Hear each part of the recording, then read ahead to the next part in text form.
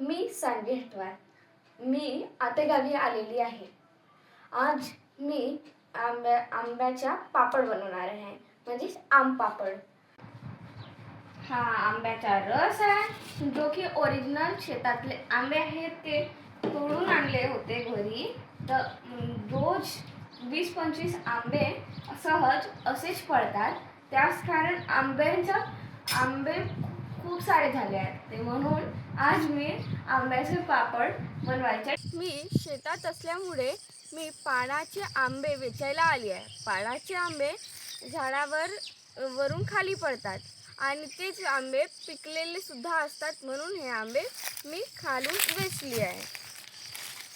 आणि या आंबे खाण्याची मजा आणखीच काही.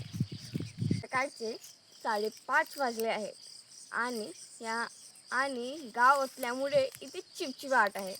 आणि अशा चिवचिवाटमध्ये मी माझ्या आमराईमध्ये आंबे वेचायला आली.